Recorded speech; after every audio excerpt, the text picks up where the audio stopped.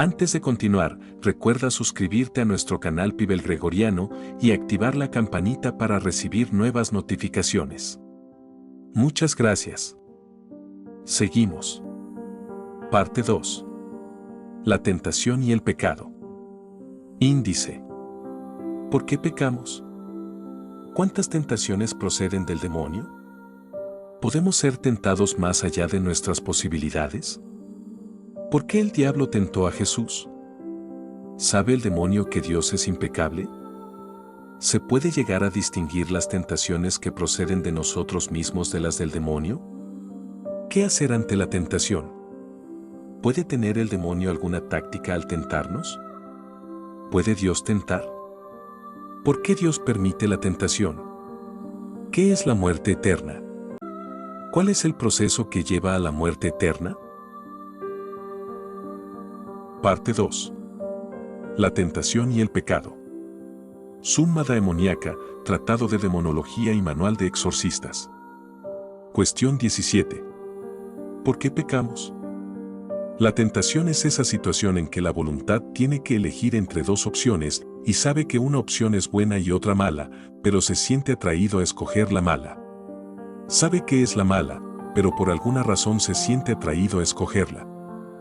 El error de caer en la tentación no es un error de inteligencia, no es un problema de debilidad de la razón. Pues si no supiera que esa opción es la mala, pecaría por ignorancia o por error, y por tanto no pecaría. Para pecar hay que saber que uno está escogiendo la opción mala. No hay pecado sin mala conciencia. Eso es lo que hace tan interesante el pecado desde el punto de vista intelectual. ¿Por qué escogemos el mal sabiendo que es el mal? Es un verdadero misterio. Una respuesta sencilla, que no es falsa, pero que tampoco explica el asunto, es contestar que pecamos por debilidad. Lo cual es cierto, pero también es cierto que no somos tan débiles como para no poder resistirnos. Si no fuéramos capaces de resistirnos ya no habría pecado. No tendríamos elección. Si hay pecado es porque podemos escoger. Y sabemos por experiencia que escogemos lo que queremos. Si queremos hacer algo, nada ni nadie nos puede obligar a querer hacer otra cosa. Luego, por débiles que seamos, siempre podemos resistirnos. Como se ve, no podemos excusarnos ni por el campo de la inteligencia ni por el de la voluntad. Hacemos el mal porque queremos. Podríamos decir que cometemos el mal por el bien que conseguimos con ello. Pero hay que recordar que la inteligencia percibe que ese bien es una manzana envenenada.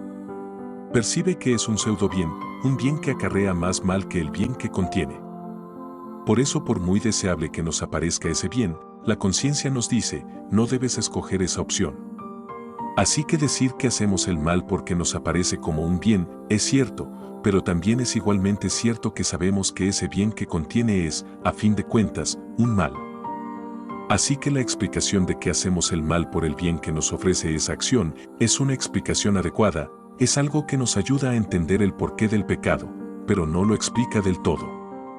Quizá este misterio de la manzana envenenada que comemos a pesar de saber que está envenenada no lo podamos explicar del todo nunca mientras estemos en la tierra. Cuestión 18. ¿Cuántas tentaciones proceden del demonio? No hay nadie que pueda decir cuántas tentaciones proceden del demonio y cuántas de nuestro interior. Pero parece razonable pensar que la mayor parte de las tentaciones proceden de nosotros mismos. No necesitamos a nadie para ser tentados.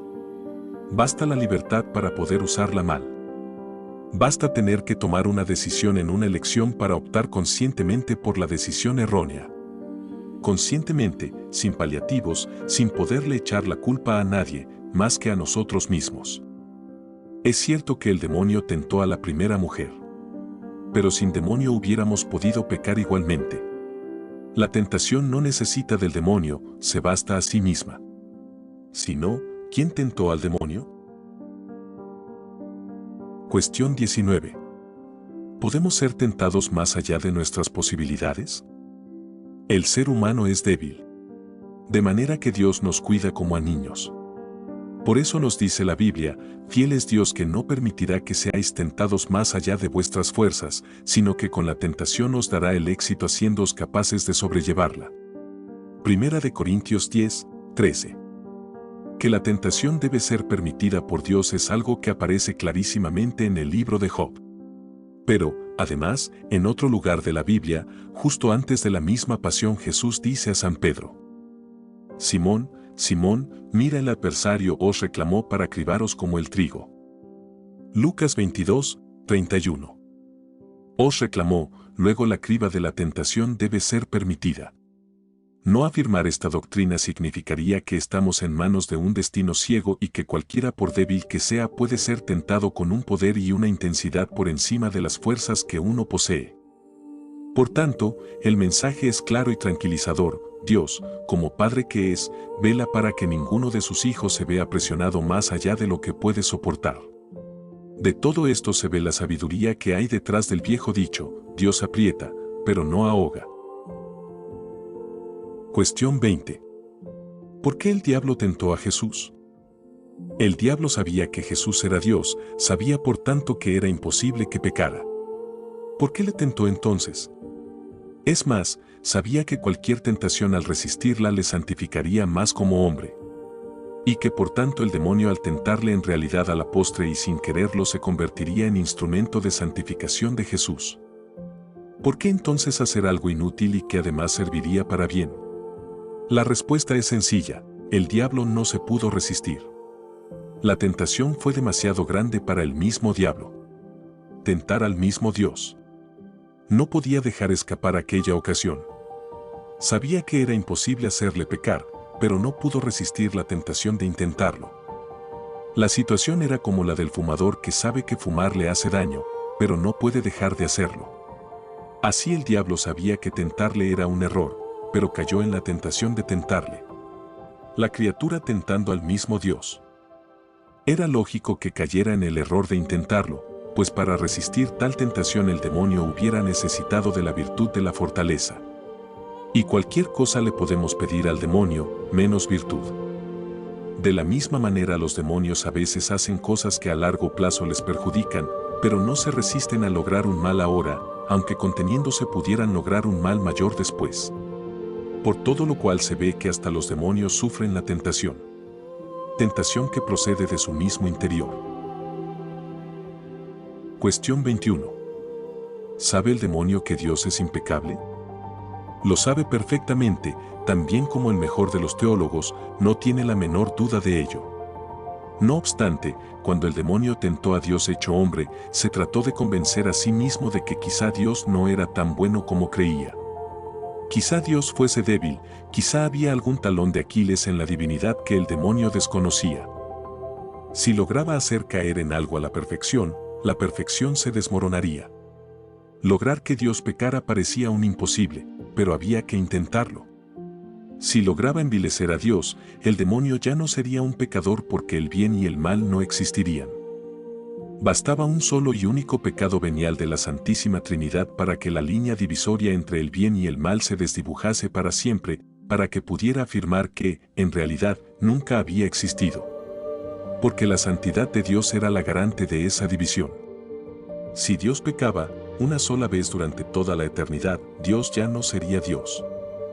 Ya no habría garante alguno de esa distinción, ni garante, ni fundamento.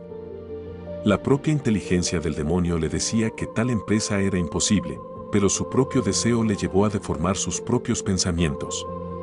Había que intentar lo imposible. Cuestión 22. ¿Se puede llegar a distinguir las tentaciones que proceden de nosotros mismos de las del demonio? La tentación que nos proviene del demonio no se distingue en nada de nuestros propios pensamientos, ya que el demonio tienta infundiendo en nosotros especies inteligibles. Es decir, el demonio introduce en nuestra inteligencia, memoria e imaginación objetos apropiados a nuestro entendimiento que en nada se distinguen de nuestros pensamientos. Una especie inteligible es justamente eso, lo que hay en nuestro pensamiento cuando ejercitamos la acción de pensar. Desde imaginar la imagen de un árbol, resolver una acción matemática, desarrollar un razonamiento lógico, componer una frase, todo eso son especies inteligibles. Las producimos nosotros en el interior de nuestro espíritu racional, pero un ángel también puede producirlas y comunicárnoslas silenciosamente. Entre los hombres comunicamos nuestras especies inteligibles sobre todo con el lenguaje. Aunque también podemos hacerlo, por ejemplo, con la pintura o la música, pero siempre a través de un medio externo. Mientras que el ángel puede transmitirnos esa especie sin necesidad de medio alguno. Por eso no hay manera de distinguir lo que viene de dentro de nosotros, o de un ángel, de un demonio o de Dios directamente.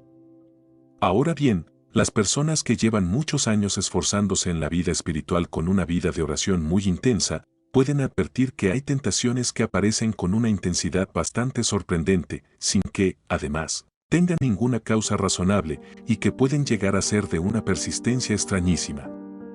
Por poner un ejemplo, es lógico que la lectura de un libro contra la fe produzca tentaciones contra la fe, pero si esa tentación aparece de pronto, muy intensa e insistiendo durante semanas y semanas, todo eso puede ser señal de que es una tentación del demonio. Pero ni aún así podemos estar seguros.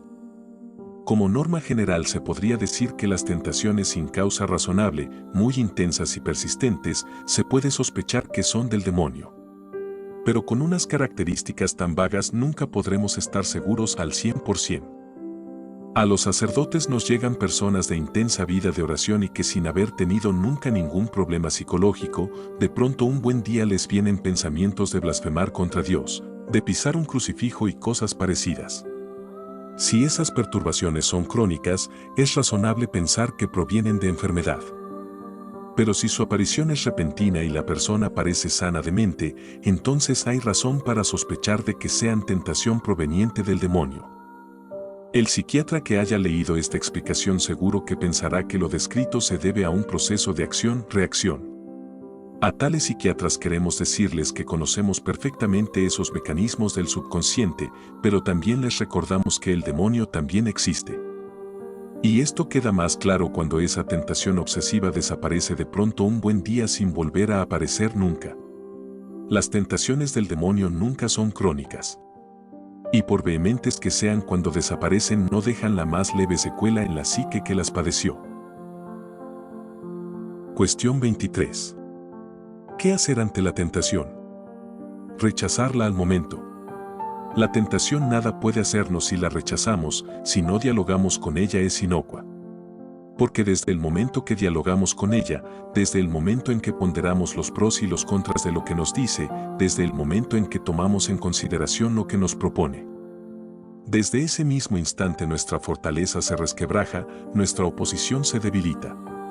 Una vez iniciado el diálogo necesitaremos mucha más fuerza de voluntad para rechazarla. Otra cosa que observamos los confesores es que algunos penitentes muy devotos se agobian mucho a veces ante ciertos pensamientos que les vienen acerca de tentaciones a cometer grandes pecados. Este tipo de personas muy devotas y religiosas no se explican cómo les vienen esos pensamientos y se sienten muy culpables e impotentes. Habiendo entendido lo que es una especie inteligible infundida por un demonio, se comprende que el mejor modo de obrar contra ella es ignorarla, hacer justo lo contrario de lo que nos propone, o ponerse a rezar. Desesperarse no sirve de nada. Pero si uno no se desespera, el que se desespera es el demonio. El demonio nos puede introducir pensamientos, imágenes o recuerdos, pero no puede introducirse en nuestra voluntad. Podemos ser tentados, pero al final hacemos lo que queremos. Ni todos los poderes del infierno pueden forzar a alguien a cometer ni el más pequeño pecado. Cuestión 24. ¿Puede tener el demonio alguna táctica al tentarnos?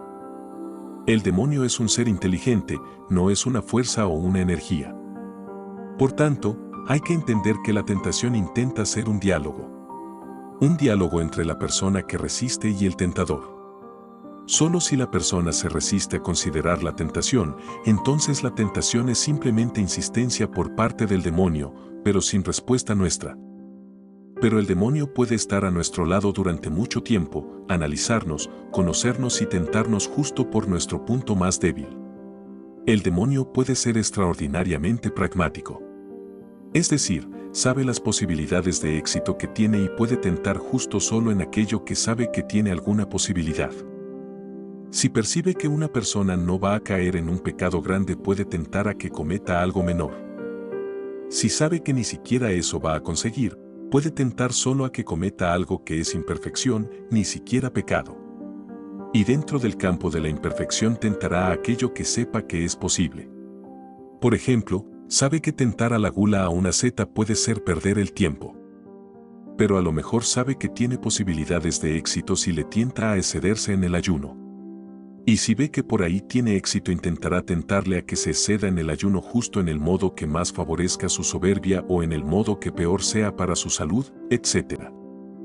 Otro ejemplo, si sabe que no tiene sentido tentar a una monja a que deje la oración, a lo mejor ve que lo mejor es tentarle a prolongar el tiempo de oración a costa del trabajo que tiene obligación de hacer.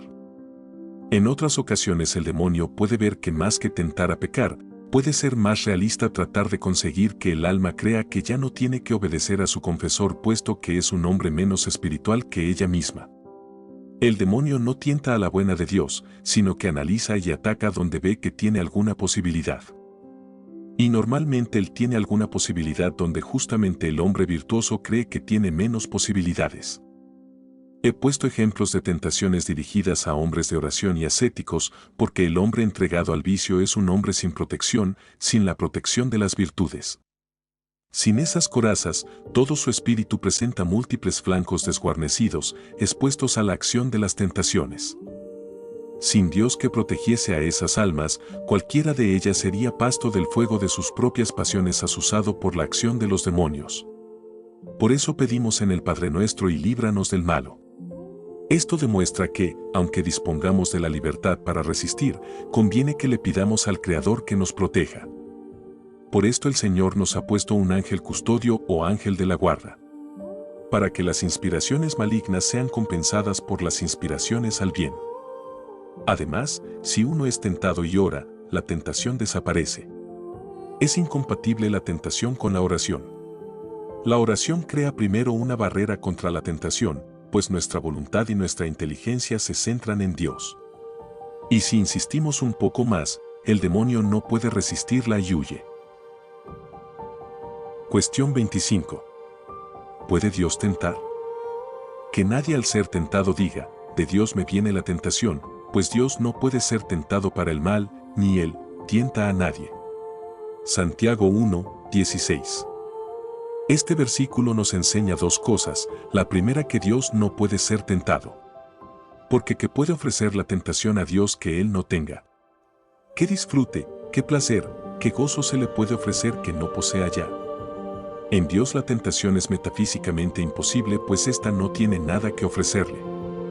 La segunda cosa que nos enseña este versículo es que Dios no tienta a nadie. Dios es bueno, por eso no puede tentar nunca al mal.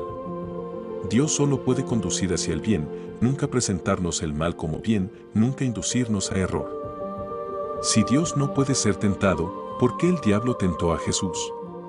Pues porque Dios hecho hombre sí que podía ser tentado. Así también es imposible que Dios sufriera, pero Dios encarnado sí que podía sufrir. Cuestión 26. ¿Por qué Dios permite la tentación? Si Dios no tienta, ¿por qué la permite? La respuesta la tenemos en versículo que dice, considerad como perfecta alegría, hermanos míos, cuando os veáis cercados por diversas pruebas, sabiendo que la prueba de vuestra fe produce constancia. Santiago 1, 2. Sin tentación no existiría esa constancia de la virtud que resiste una y otra vez contra toda seducción tentadora. Dicho de otro modo, hay determinados tipos de virtudes que jamás podrían existir sin haber resistido la tentación. Es más, cuanto más dura sea la prueba, mayor será la luz de esa virtud al sobreponerse a esa tentación. Esto nos lleva a pensar lo siguiente. Dios podría haber contenido a los demonios de manera que nunca hubieran podido interferir en la historia de los hombres. Pero Dios sabía que los demonios, aunque por un lado fueran causa de males, también serían ocasión de mayores de bienes, pues serían ocasión de que la virtud fuera más valiosa. En cierto modo, podríamos decir que aceptó la posibilidad de que hubiera más oscuridad en este mundo si con ello se lograba que la luz fuera más pura y luminosa. De lo contrario, hubiera bastado una simple orden de Dios para que ni un solo demonio hubiera podido entrar nunca en contacto con ningún ser humano. Luego, si permitió ese contacto, es que sabía que de ello vendrían bienes. Cuestión 27. ¿Qué es la muerte eterna? Un espíritu, como un alma, es indestructible, no sufre rozamiento, no sufre desgaste. No puede ser dividida. El espíritu no puede morir. Cometa los pecados que cometa, seguirá existiendo, por más que quiera morir, la vida no huirá de ella. Pero lo que queremos decir con la expresión de pecado mortal, muerte eterna y expresiones similares, es que la vida sobrenatural de un alma o un espíritu sí que puede morir. El pecado mortal acaba con la vida sobrenatural. El espíritu sigue existiendo, pero con una vida meramente natural. La voluntad y la inteligencia, con todas sus potencias, siguen operando. Pero ya no hay vida de la gracia. El espíritu, en cuanto a la gracia, está como un cadáver. Esta expresión puede parecer hiperbólica, pero es exacta. El espíritu que peca mortalmente es como un cadáver inanimado, inanimado por la gracia santificante. Desde ese momento solo vive para la naturaleza y por su naturaleza. Su espíritu está desprovisto de sobrenaturaleza. Y desde el momento que la gracia ha dejado de vivificar un espíritu, sucede lo mismo que con un cuerpo que ya no está vivificado por un alma, comienza la corrupción. Así como un cuerpo comienza a transformarse en corrupción, así el espíritu comienza a corromperse en la medida en que su voluntad vaya cediendo. Son muchos los hombres que viven solo para la naturaleza de su ser, olvidando completamente su sobrenaturaleza que Dios les daría gustoso. El nivel de corrupción varía mucho según la persona. Pero si pudiéramos asomarnos a los espíritus de algunos de ellos, veríamos que son verdaderos cadáveres que expiden una fetidez exactamente como la de un cadáver descompuesto desde hace tiempo. Cuestión 28. ¿Cuál es el proceso que lleva a la muerte eterna? Cada uno es tentado por su propia pasión, viéndose arrastrado y seducido. Después, la pasión, cuando ha concebido, da a luz pecado, y el pecado, cuando llega al final, alumbra muerte. Santiago 1, 14 y 15.